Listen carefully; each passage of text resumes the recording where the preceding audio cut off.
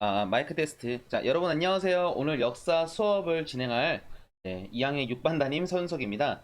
지금 여러분이 세계사를 진짜 많이 어려워하는 것 같아서 어떻게 좀 정리를 해볼까 한번 고민하다가 그냥 여러분의 교과서를 좀 위주로 해서 어떻게 공부해야 될지 여러분의 중요한 포인트를 한번 되짚어가는 것을 중심으로 해보도록 할 거예요. 그러니까 여러분이 프린트를 미리 봤다는 것을 기본 하에서 시작하는 거니까 여러분이 지금은 프린트라던가 교과서 어느 정도 좀 읽어둔 상태에서 이 영상을 봐주길 바랍니다. 뭐 안되면 지금 이 영상이라도 보면서 어떻게든 공부를 시작하겠으면 좋겠어. 자, 우선 시작하기에 앞서서 잠깐 역사 공부를 지금 뭐 어떻게 해야 되나, 지금 어디서부터 봐야 될지 모르겠어요. 진짜 내 시선이 왔다 갔다 하는 것이 어디부터 해야 될지 모르겠다는 친구들 때문에 한번 간단하게나마 조금의 설명을 하고 시작하도록 할게요. 자, 지금 세계사 공부를 하는데 어떻게 해야 될지 모르겠다 하는 친구들은 우선 여러분들은 지금 당장 교과서를 펼쳐보세요. 교과서를 펼치게 되면 교과서에 목차가 있을 겁니다. 목차에 큰 주제가 있을 거예요. 큰 주제들. 그 큰 주제들을 한 번만 읽어보세요. 읽어보면 어떻게 돼 있냐? 아마 우리가 지금 제가 한번 올려볼게. 앞으로 쭉 올라가게 되면 여러분들은 기본적인 목차로 아마 이렇게 돼 있을 겁니다. 시험 범위가 어딘지 알아야 될 거 아니야. 최소한.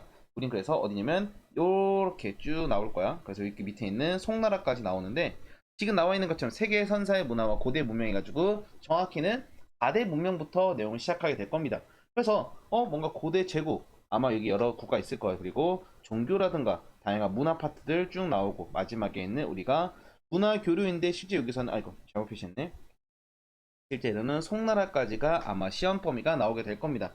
그래서 여러분이 지금 당장 공부할 때는 기본적으로 어디서 어디까지 공부하는지 알아야 될 거 아니야. 그거 한번 체크해 둔 다음에 내용들을 살펴볼 때 내 생각에는 사실 여러 가지 방법은 있긴 하지만 섹션별로 좀 나누는 게 중요할 것 같아요. 그 섹션을 한번 나눠봤어. 어떻게 나눠봤더니면 이렇게 될 것 같아요. 우선 크게 우리가 4대 문명이라는 걸 기준으로 했을 때 4대 문명 4대 문명 뭐뭐 있는지 머릿속에 대답할 수 있겠지 다들? 그래서 메소포타미아 문명, 그리고 이집트, 그리고 인도, 마지막에 중국, 이렇게 되는데 교과서가 괜히 이렇게 있는 게 아니야. 여러분이 아마 이 네 가지를 중심으로 해서 아마 역사가 나가게 될 겁니다. 메소포타미아라든가 이집트는 실제로는 거의 중동이라는 지역에 걸쳐 있을 거예요. 그래서 이 지역, 그리고 추가적으로는 유럽까지 같이 들어갈 거고, 인도 같은 경우는 그대로 인도 역사, 그리고 마지막에 중국은 그대로 뭐 그때 똑같이 나가겠지. 자, 그래서 여러분들이 아마 섹션별로 몇 가지 나누는데, 그래서 내가 구분하면 어떻게 될 거냐면 이렇게 될 거예요. 그래서 하나는 세계사 중에서 서양사, 쉽게 말하면 유럽 쪽을 말하는 거고, 두 번째 중동. 중동은 어디를 말하냐? 여기는 페르시아라던가, 페르시아부터 이슬람, 그리고 불교였던 인도 파트, 그리고 세 번째로는 중국. 이렇게 해서 총 세 가지를 중심으로 해서 여러분이 공부하면 아마 정리가 되지 않을까 싶습니다. 그래서 내가 영상을 아마 세 개가 만들어지지 않을까 싶어요. 그래서 서양, 그리고 중동, 중국 이 세 가지를 중심으로 나눠 볼 거니까 여러분이 각각 파트 한번 공부해 보면서 내용을 잘라서 공부하는 게 조금은 편리하지 않을까 싶어요. 물론 세계사 양이 더럽게 많기 때문에 걱정이 되기 때문에 하나만 더 얘기하면, 그럼 공부 진짜 어디까지 하느냐? 당연히 우리는 중요도 위주로.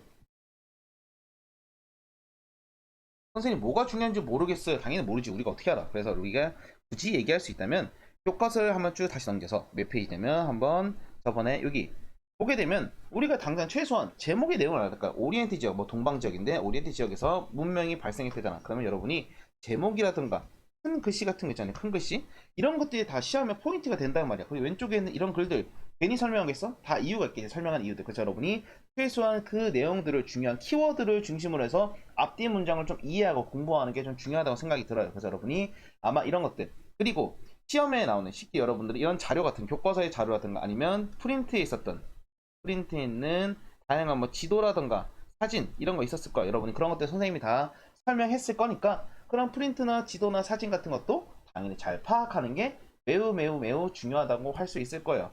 자, 그럼 다시 한번 정리하면 어떻게 되냐?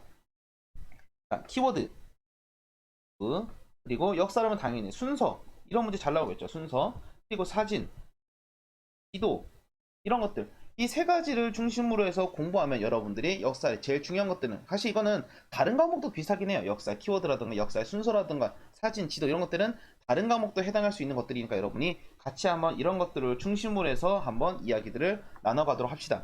그래서 몸풀기로 우선 4대 문명 좀 보게 되면, 자, 우선 오리엔트 지역에 최초로 문명이 발생하다 해서 이게 문명의 발생이라는 내용이 나와 있는데 여러분 이 지도를 잘 봐요. 여러분 최소한 이 위치는 알아야 될 거냐. 이집트 같은 경우에는 무슨 강? 나일강. 그리고 메소포타미아 같은 경우는 글씨가 쓰기 귀찮으니까 이게 유프라테스 강하고 티그리스 강이라고 있을 거예요. 간단하게 티그리스 강만 쓸게. 그리고 인도 문명은 인더스 강. 그리고 중국은 황허라고도 합니다. 그래서 이렇게 있는 네 강에 있는데 방금 얘기했던 것처럼 그럼 우리가 공통점 이런 것도 알 수 있잖아. 공통점 뭐가 있을까? 예를 들면 큰 강이 있잖아. 강에 들어가 있었고 거기다가 여러분이 아마 그때 공부했던 건 다 기억이 날 거예요. 예를 들면 문자를 사용했죠. 기본적으로 문자. 당연히 사람들이 다양한 이야기를 하기 위해서 문자를 사용했다든가 아니면 농사가 잘 됐다든가 뭐 이런 것들의 특징들. 예를 들면 또 위에는 뭐가 포인트가 있냐? 뭐 청동기라든가 이런 것들 다 글자 있잖아요. 여러분들이 이런 걸 통해서 공통점을 보고 또 나는 차이점도 있을 거 아니에요. 차이점들은 여러분이 한번 정리해서 여러분들이 각각의 메소포타미아에 어떤 특징들이 있었는지 교과서에 있는 그림 같은 거라든가 최소한 안 되면 이런 진한 글씨 정도는 여러분이 알아두는 게 당연히 도움이 되겠지. 그래서 여기 쭉 나와 있는 것. 이집트 같은 경우에는 뭐가 있었냐? 예를 들면 나일강이 있었는데 거기서 신권 정치라든가 특히가 여기 같은 경우는 이집트는 보통 뭐 폐쇄적인 지형이라든가 반대로 여기 같은 경우 위에는 메소포타미아 지형 같은 경우에는 예를 들면 개방된 지역 이런 거 있을 거예요. 이런 식으로 여러분이 구분해가지고 여러분이 각각의 진한색 글씨로 뭐 태양력이라 이런 것들 여러분이 정리해서 공부하면 여러분이 최소한 이런 지역들은 금방금방 파악해서 공통점과 차이점 그리고 어떠한 특징들이 있었는지 이런 것들을 다시 알 수 있을 거다라고 정리할 수 있을 겁니다. 자, 4대 문명은 이렇게 해서 기본적으로 맛보기로 끝났고 여러분들은 이제 본격적으로 바로 어떻게 공부할 거냐면 이제 세계를 아까 말했던 위의 부분 서양사, 중동, 중국 이 세 가지를 중심으로 해서 여러분이 교과서를 파트별로 한번 정리해 볼 거니까 여러분이 각각 내용들을 교과서 분석을 통해서만 내용을 정리하도록 합시다. 자, 2번과 3번, 4번 영상에서 내용 나가도록 할게요.